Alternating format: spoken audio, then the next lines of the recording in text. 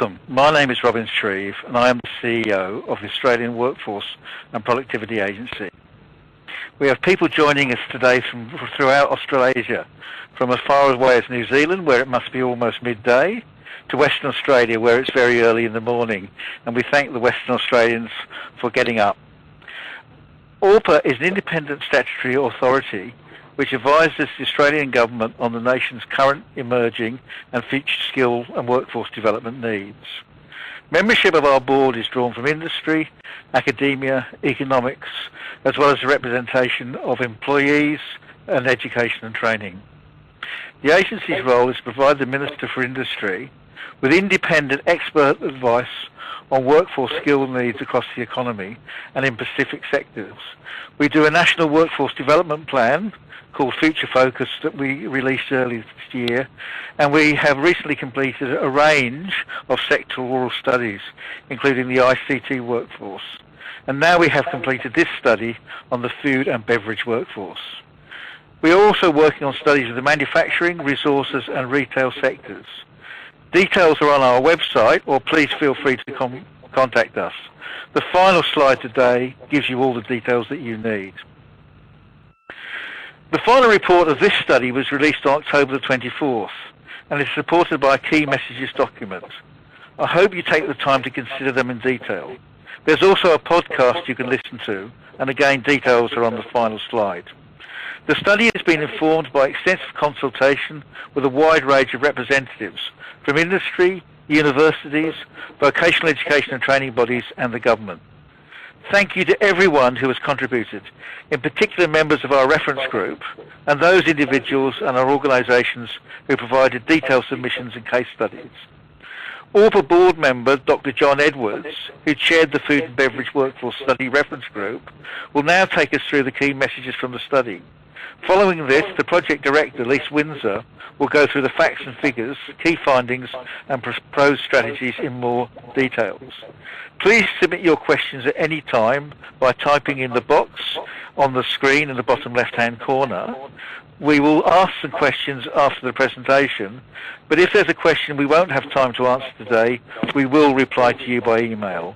We do undertake to actually answer all questions, and any questions you want to send in to us through the AWPA Contact Us email address. I'd now like to hand over to Dr. John Edwards.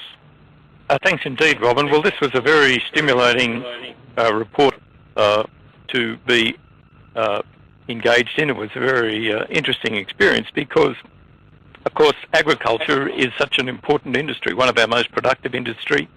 It's difficult to say this out in the bush, but it's also one of our most successful industries. It's done well, very well, over the last decade or two in terms of output. And at the same time, its workforce has fallen so that it's continued to become more productive. The food and beverage processing sector, which we also looked at, has also been expanding. It's our largest manufacturing sector in terms of employment, and together those two sectors are employing more than 500,000 Australians. They're generating 4% of our GDP, and they're accounting for well over a tenth of our exports. But it's got some very interesting issues in terms of the workforce, which is what we were focusing on. Agriculture, for example, has got the oldest workforce of the sectors we compared it to, and a significant number of farmers are likely to retire over the next decade. By contrast, the food processing workforce is under, most of it's, 40% of it is under 34 years old, and there's a big issue of retention. There's quite high turnover in that workforce. So those are two workforce development issues that we noticed early on. Well, both have been quite successful industries over the last couple of decades, but now they face some significant challenges. One thing we know is that the Australian economy over the next decade or two, if we do well, will be growing around about 2 to 3% in real terms, and that really is about the growth rate that you might expect for domestic output of agriculture and food processing. And that means, of course, that if the industry is going to grow faster, it's going to have to do it in export markets. China, for example, growing over the same period somewhere between 5 and 7%, and increasing the share of consumption in that export, in that output. So it offers much better opportunities for our food and agriculture industries. Well, it's very pertinent in our study that the food and both workforces, the one in agriculture and the one in food and beverage, have quite low skills compared to the average across all industries. Less than 40% of workers in agriculture and fishing, and less than 45% in food processing have a post-school qualification at all, compared to an average of nearly 2/3 in the workforce as a whole. So there's a challenge there. If it is going to respond to what we think, what we hope to be increased demand for Asia, it's quite likely to require different products, probably more value add, certainly more cleverly marketed, certainly more responsive to changing consumer tastes, and that probably means that we're going to need a workforce that's brought to a higher level of training than is currently the case. And I don't just mean in terms of the killing floor of an abattoir or jobs around the farm. I mean in terms of also in terms of entrepreneurial leadership, in management, mentoring and risk management skills, in advanced production techniques, marketing, and the ability to translate research and development into successful new products. In other words, we require both higher skills and adaptable skills, which can be used across the food supply chain. So we concluded that we need a new approach in the industry, one that places more value on skills, on training and workforce development, and where the industry gets more involved in the provision of education and training and in the standards that are applicable to that education and training. Well, then we encountered a problem, and that's this, that a very large number of bodies have an interest in and some kind of responsibility for elements of the food and beverage workforce. But there's no single body that's vested with a responsibility for setting industry workforce development agenda and for assigning priorities amongst the multitude of separate programs and policies that currently exist. We got a strong message from industry stakeholders on our reference group, and that included representatives of most of food processing and agriculture. We got a strong message that a coordinated approach to workforce planning and development, one that includes government, industry, education and training providers, employees, it's not yet in place, was the message, and it's one that's urgently needed. Therefore, our overarching recommendation is to invest the workforce development agenda, much of which is described in our report, to invest that agenda in a single national coordinating body representing industry, governments, employee representatives and the tertiary education sector. It needn't necessarily be a new body, but it must have an appropriate and agreed and strong mandate and bring leadership and coordination to this vital area of workforce development. We'd also imagine that the body would take carriage of the 12 major recommendations we put forward in this report for improving workforce skills and meeting the challenge of transition in these industries. I'll now ask Lise Windsor, who did a magnificent job in managing the writing and production of this report, who'll take us through the findings of the study in more detail, including the recommendations. Thanks, John. If we look at the agri-food industry in Australia in its broadest sense, it encompasses a range of sectors, from the raw materials used in food production, so the farming and fishing sectors, right through to the processing sector and ultimately to exports and domestic sales. Now, there's a high degree of interdependency along the food supply chain in areas such as infrastructure, labour and imports. Our study is focused on the food production and food processing parts of the supply chain, but obviously recognises that the innovations required to achieve export growth potential will impact on skills and workforce issues along the entire supply chain. And while, as John mentioned, our focus is on workforce issues, we also recognise the influence of other factors, such as the importance of access to markets in order for Australia to be able to achieve its potential. Now, looking at this graph here, we can see that in 2011 and 12, the total value of Australian farm and fisheries food production was $42.6 billion. Food and beverage processing was valued at $91.2 billion. Exports from across both these sectors were valued at $30.5 billion. And as John has mentioned, that's over 10%, it's around 11.5% of the total value of merchandise trade exports.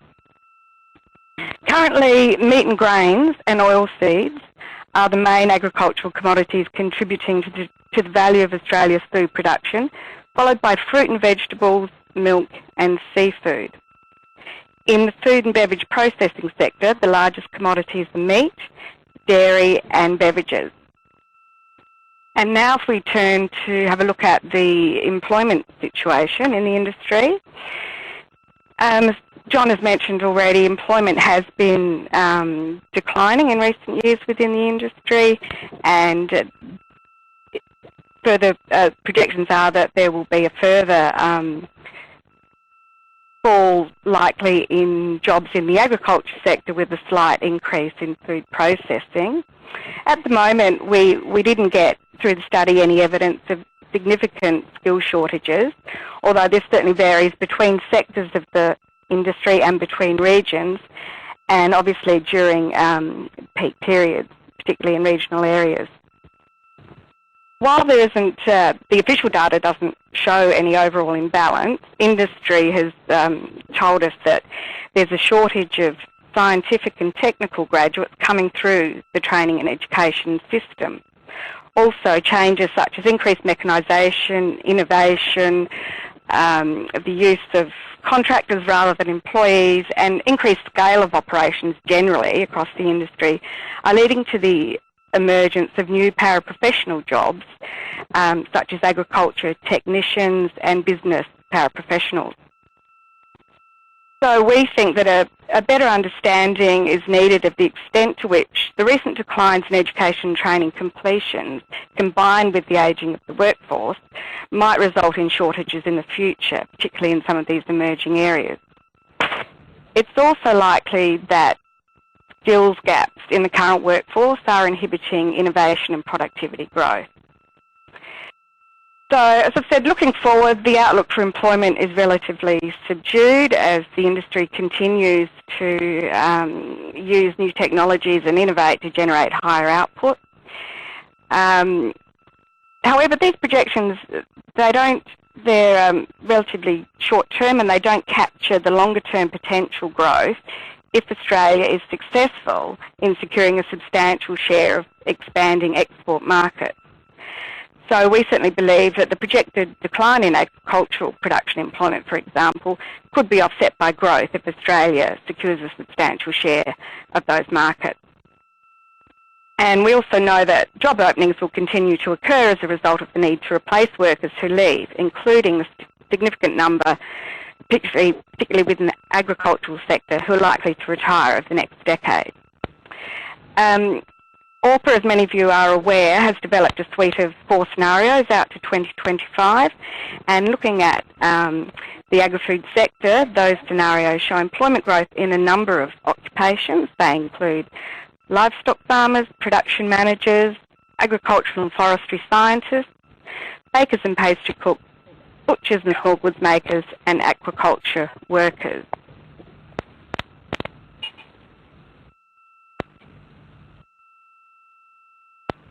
Sorry, I've skipped through there. Okay, if we now look at what are some of the key drivers of change in the agri-food industry in Australia, the industry is midway through widespread structural adjustment, and a range of factors are impacting on the demand for skills and labour, and they're acting simultaneously in ways that further impact on each other. So what we've seen in the last 15 years is the number of Australian farmers is actually by 32%, as landholders are consolidating, corporatising, and moving to a greater use of contract labour. Within the food and beverage processing sector, manufacturers have responded to pressures such as the strong Australian dollar, the highly concentrated retail market, and volatile commodity prices by rationalising supply and focusing on productivity gains to cut costs and improve profitability. So we've seen some mergers between industry players, site consolidations, and for some product categories, offshoring of manufacturing production to lower cost countries. And this is all creating a need to retrain and reskill those displaced workers. So the skilling task ahead is as much about the existing workforce as it is about new entrants into the workforce. The effect of changing environmental conditions, uncertainty in access to water, and the introduction of new technologies is also being felt across the industry. The advances in areas such as remote farming and genetics, IT applications, advanced manufacturing processes, irrigation and breeding have helped increase Australia's productivity and competitiveness. Also, Australians are now much more conscious about the quality of their food and the methods used to produce it. In particular, animal welfare concerns and environmental sustainability. We've seen farmers and processors re-examine the way they operate, and this requires new skills in areas such as production line mechanics and different farming techniques. So these changes, combined with the demographic shift, particularly the ageing of the agricultural workforce, all have implications for the future size and skill profile of the food and beverage workforce. And as we've said, for some sectors this will mean higher skill requirements, while for others, new technologies are de-skilling those traditional job roles. But perhaps the biggest driver facing the industry, as John has mentioned, is the opportunities by the rise of Asia. So what we're seeing is the transformation of the Asian region into an economic powerhouse with an expanding middle class, bringing with it unprecedented opportunities for Australian food export. To thrive in the Asian century, Australia must have the capacity to seize economic opportunities and manage strategic challenges that arise.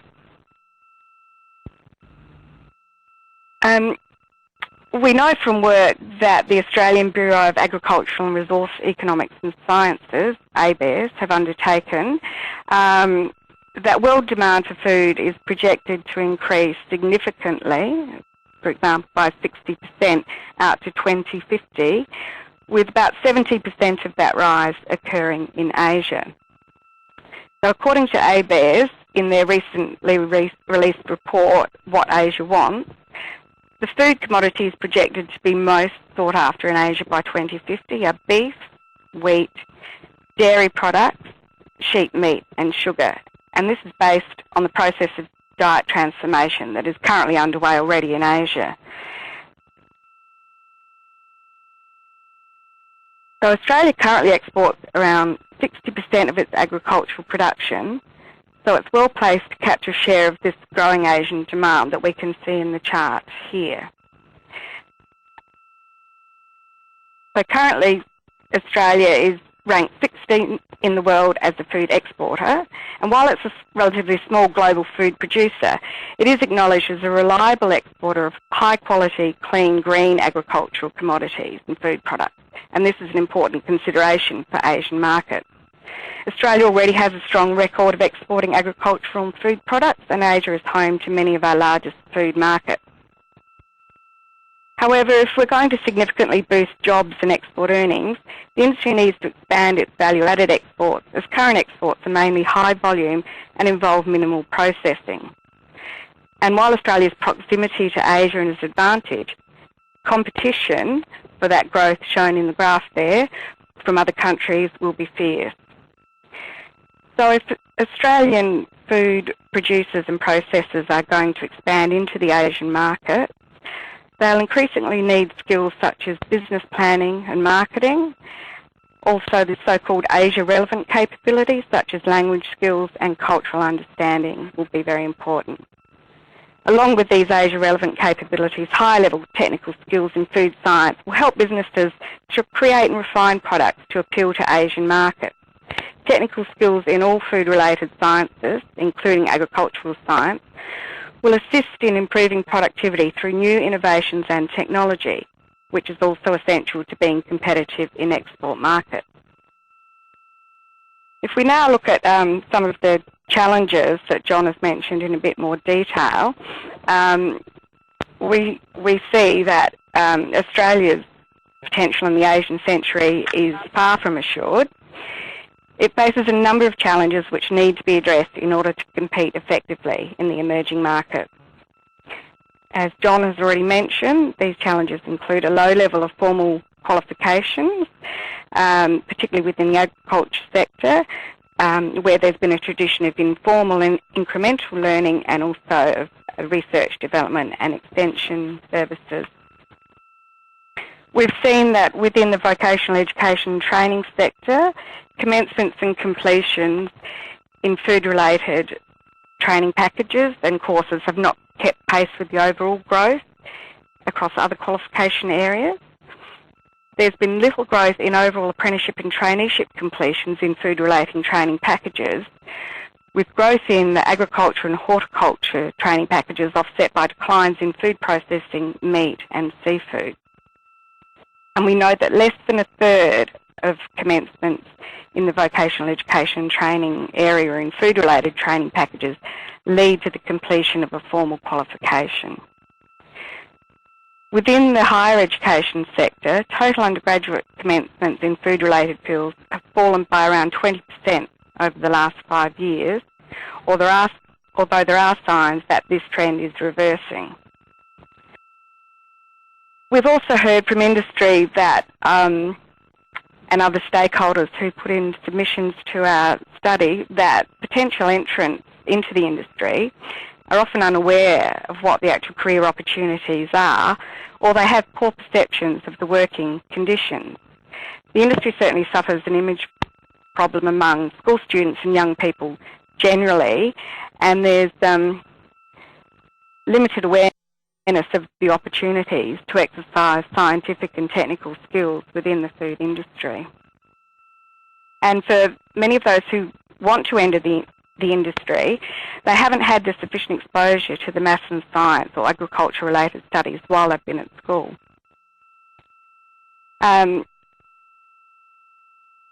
Most food businesses do not have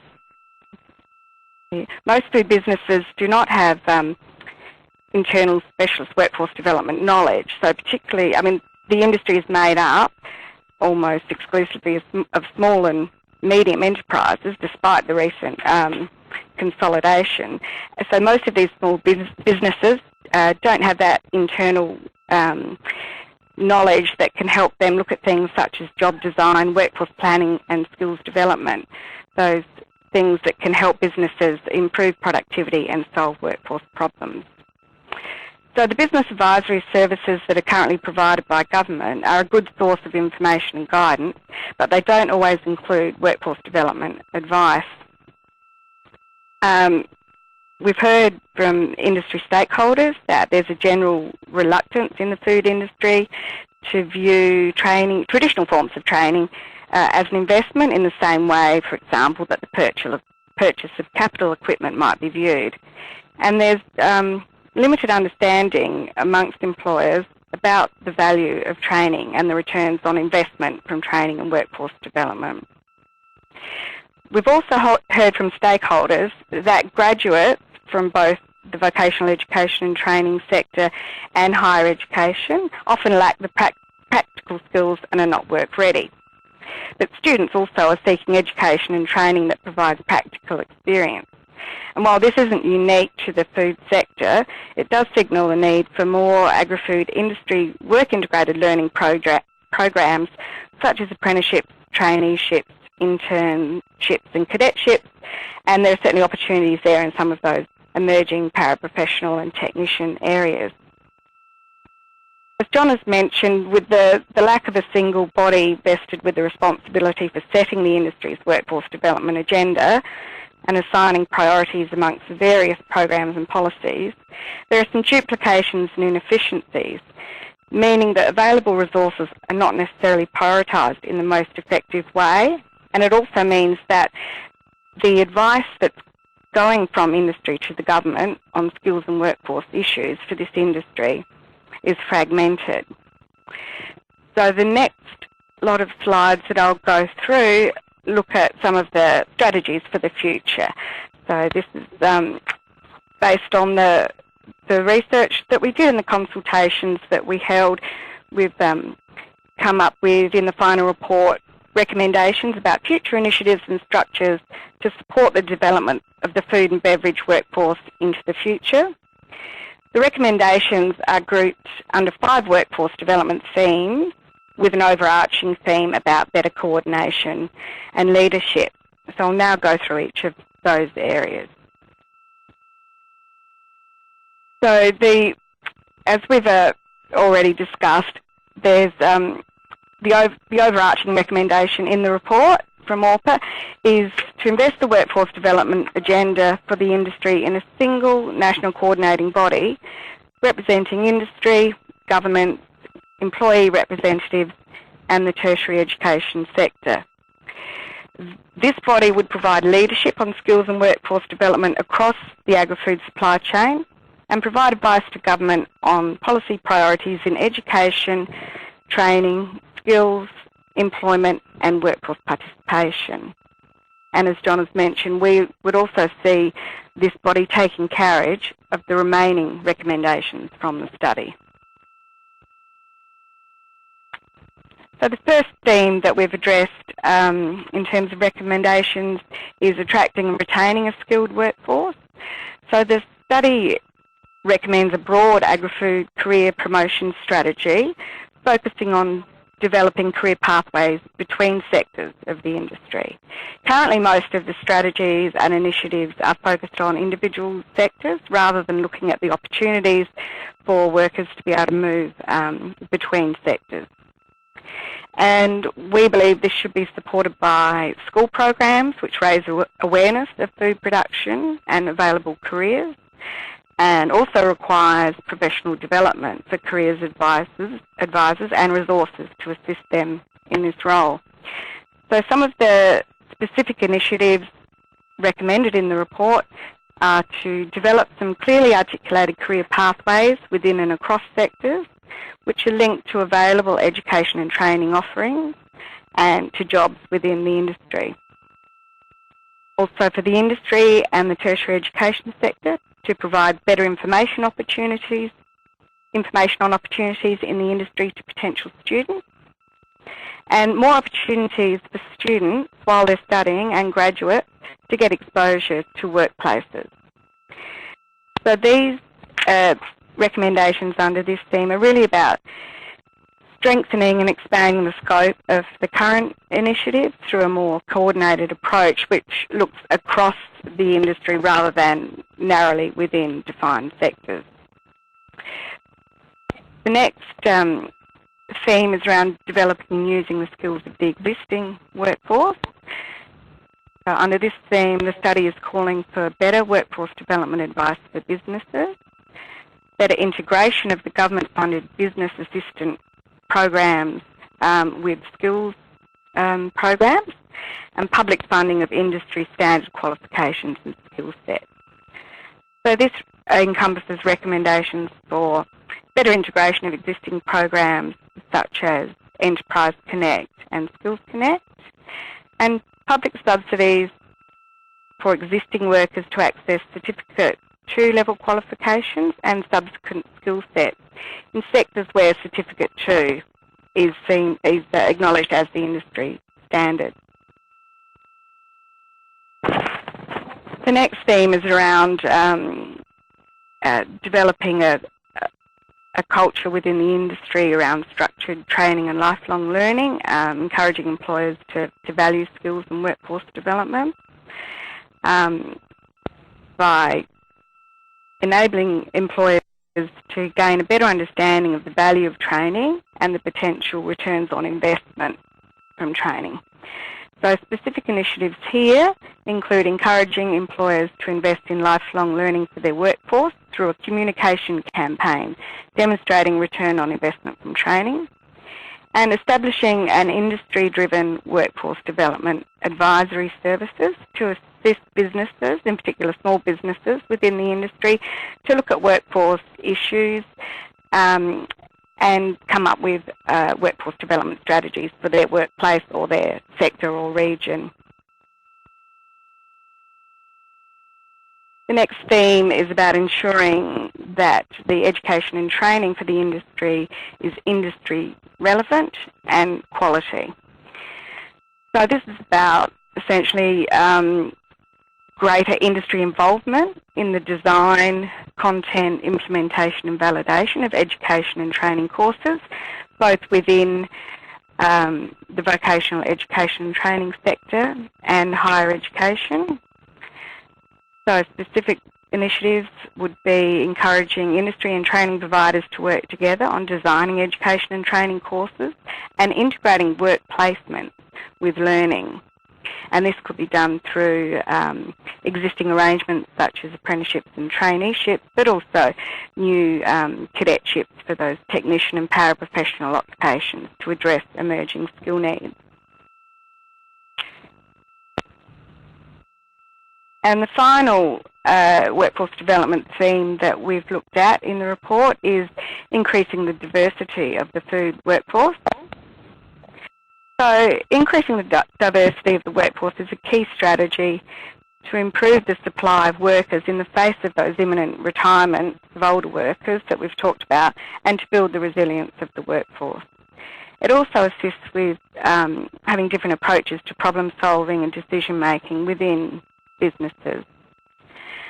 So some of the specific initiatives that the report recommends here is integrating language literacy and numeracy skills into all agri-food education and training courses and into initiatives in the workplace.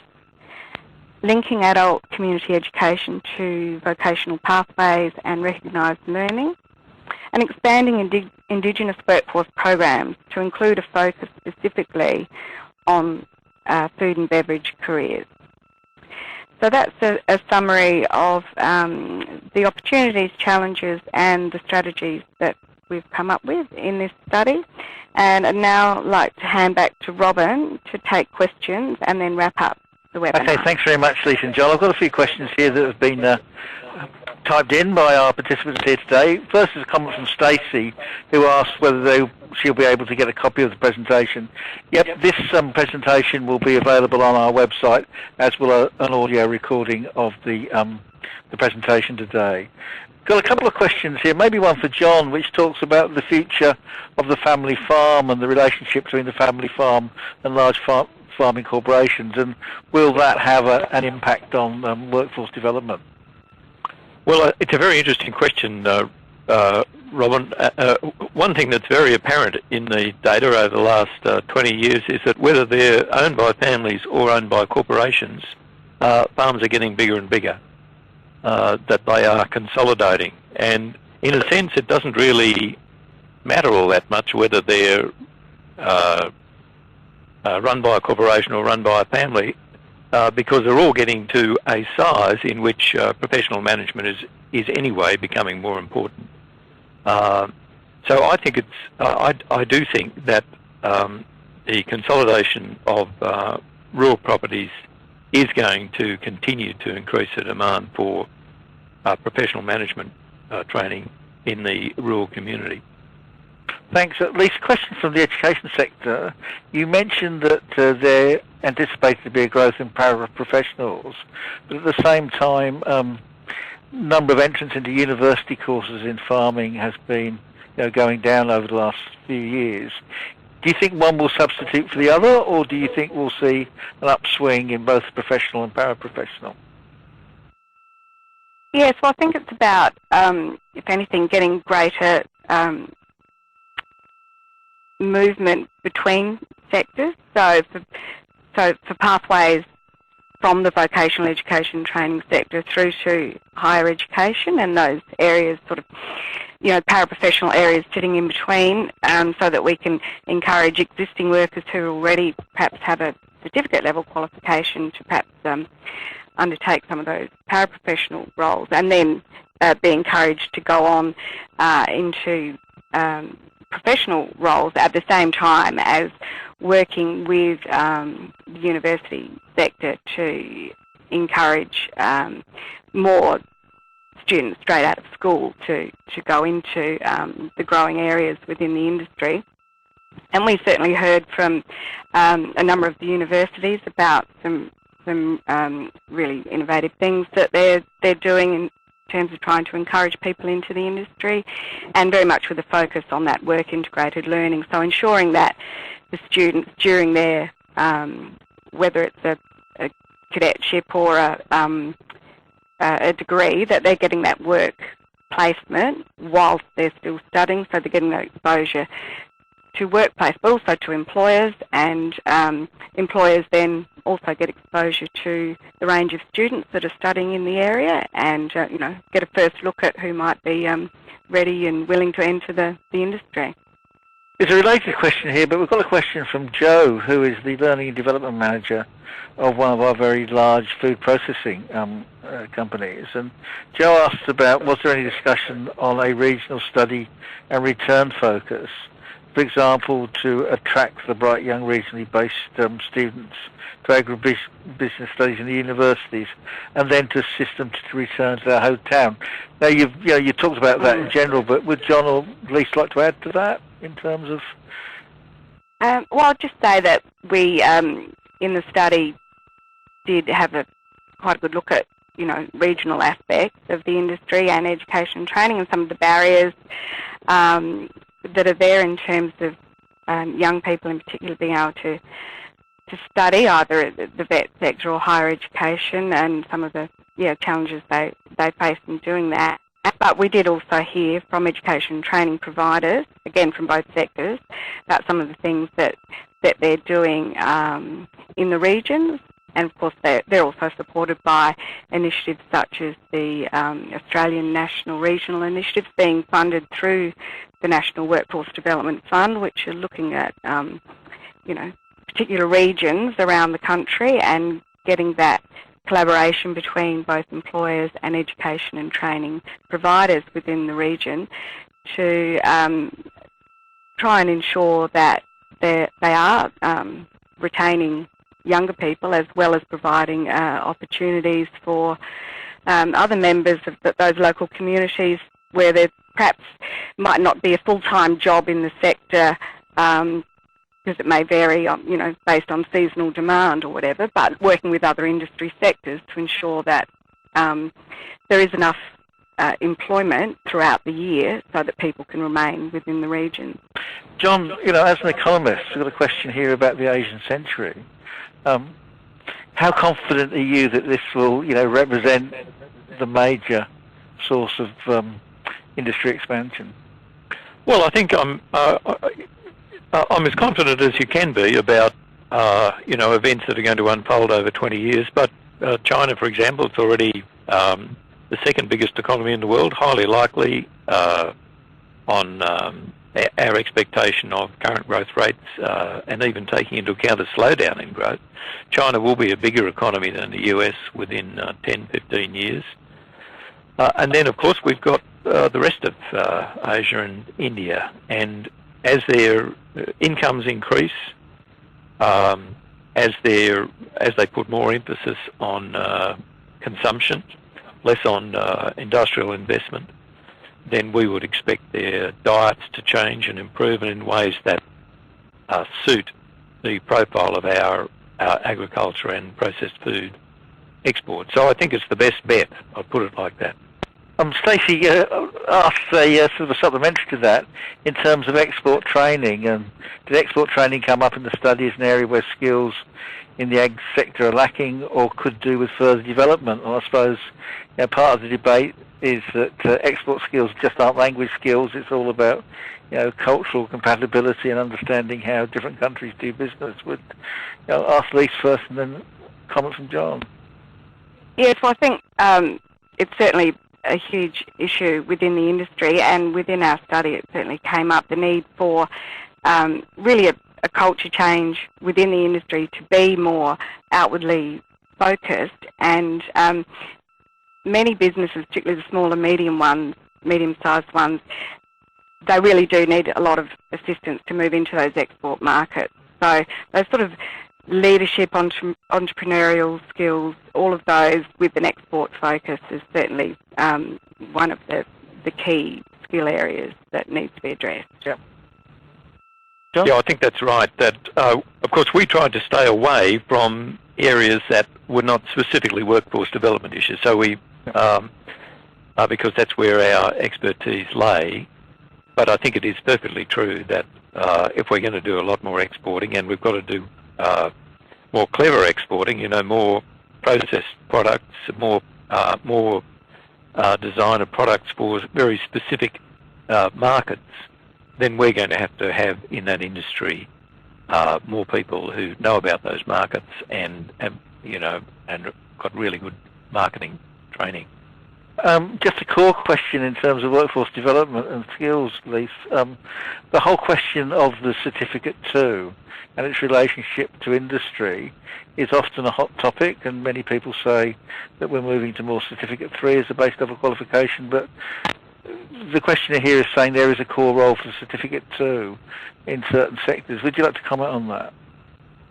Yes, this is something that we looked at in quite a bit of detail during the study, because we certainly heard from industry stakeholders that some of the funding mechanisms, whether it's the National Workforce Development Fund or employer incentives for traineeships, or the various funding models around the jurisdictions, that the Certificate 2 issue, well, for starters, it's very complex, so every jurisdiction has got a different policy on it. So even just, particularly for national employers, trying to get a handle on what subsidies are available is very difficult. But we looked in detail at the uptake of training within the industry and between the sectors of the industry, so across the training packages. And there has been a clear shift towards Certificate 3, but still very significant number of annual enrolments in Certificate 2. And we think that for an industry that has got such a low proportion of the workforce with a post-school qualification, that the Certificate 2 will continue to play a significant role in the industry for some time to come. And the challenge, I guess, is that people don't stop at the Certificate 2 and that they can progress to the higher level qualification. While we're on interesting topics, Lise, many people we talk about in the industry being less credentialed than other industries, and yet within the industry there's often a big debate about the role of skill sets, which are part of a credential and don't have the same length as maybe as a Certificate 2. Was there lots of debate about skill sets and lots of information? Yeah, very strong message from industry that the culture of learning within the industry is an incremental one. So skill sets fit very much into that model. For many reasons, including the fact that it's very difficult to, given that a significant proportion of the workforce is located in rural and regional areas, just access to training is an issue. So small packages of skills in new areas that are required, sort of just-in-time training, which is still skill sets that are nationally recognised and endorsed in training packages, is something that the industry is very keen on, and they're very clear that that's not at the expense of qualifications. That's in conjunction with having a qualifications framework there, and people being able to perhaps do a number of skill sets as they're required, which could lead to them actually getting a formal qualification. And I guess for other people in the industry who've been there for some time, it might be about actually recognising the skills that they've already got. Can I ask just about future work? I understand there might be a couple of small projects coming out of the major AWPA study. Would you just like to outline those? I think one's on return on investment. Yep. Yeah, so we're coming out of this study and based on our interaction with the reference group and other stakeholders, we've actually got two current studies which hope to wind up by the end of this year or early next year. So one is, as you've mentioned, Robin, looking at, we're trying to, I guess, quantify in some way the returns on investment in training. So we're doing that through a case study approach, where we're trying to get a mix of businesses from across the different sectors of the industry and different regions who have invested in training, higher education, skills and workforce development, to go through a process of documenting what the investment was, how much it cost, what the drivers were, what the benefits were coming out of it, so both in a qualitative and quantitative sense. And we'll be publishing those case studies, as well as out of that developing a simple decision-making tool that firms can use if they are considering investing in training, to just put in a few key metrics and to see, help them, make some decisions there. The other one is the issue I raised about a lot of the current initiatives in the industry about career pathways and career promotion are based very much on a sector-by-sector basis. So what we're trying to do is sort of look at some of the, come up with a sort of a capability framework looking across the sectors. So looking at the, what are those sort of core job roles and core skills which are transferable between those sectors, and helping to map out then some pathways so that people who are displaced perhaps from one sector or who've worked in one sector for a while and want to move on, then they're not lost from the industry altogether. They can see what the pathways might be within the industry. So with both of those projects, when they're finished, there'll be some practical outputs out of them that we'll be handing back to industry for them to use with employers within their sectors and with the education and training providers. So it'll be up to industry to drive those forward. Okay. Look, I might give, in terms of this section, the final word to John, and as an economist, are you confident about the future? Or are economists always sceptical about everything? Well, in Australia, I mean, we've had 23 years now of uninterrupted expansion, and it seems to me our best bet, given that we have no, major imbalances in our economy, given that we're in a congenial region of rapidly growing economies. Our best bet, I think, is that actually our prosperity is going to continue, but it's going to change in various ways. And various ways that very importantly involve agriculture and food. For example, mining output and mining exports have become very much more important to us over the last 4 or 5 years, and though we continue to be increasingly important for another few years, but at a certain point they crest out, they top out, because China's growth is slowing, and it's the amount of its growth that is accounted for by industrial production will slow more than overall output growth. And we've got to find, over the next decade or two, products that are going to substitute for a slower rate of growth of mining exports. And one of the best bets, one of the obvious ones, is increased and cleverer agricultural and food exports. There's an urgent national priority, to my mind, in seeking every opportunity we can to get those exports up, and that's going to require an investment in workforce training. Thanks very much indeed, John. I think we've outlined the opportunities and some of the challenges for the agribusiness sector. AWPA's always very keen to have comments from the field, and there's some contact details for us. You can also follow us on Twitter, and I would just like to point out the podcast on this particular report, which involved well-known rural journalist Pip Courtney. We have got a couple more sectoral reports coming out shortly, and we're currently out for consultation in terms of a report that we're doing on the manufacturing sector. We will be releasing later this year our annual report on the resources sector, which will be very interesting as we move from the construction to the operations phase and the impact on workforce planning, workforce supply and workforce development that will bring. And early next year we will be releasing a report on the retail sector. So watch out for those reports. If you have any comment, any questions about this report on food and beverage, please feel free to contact us, and can I thank you for participating in today's webinar. Thank you very much.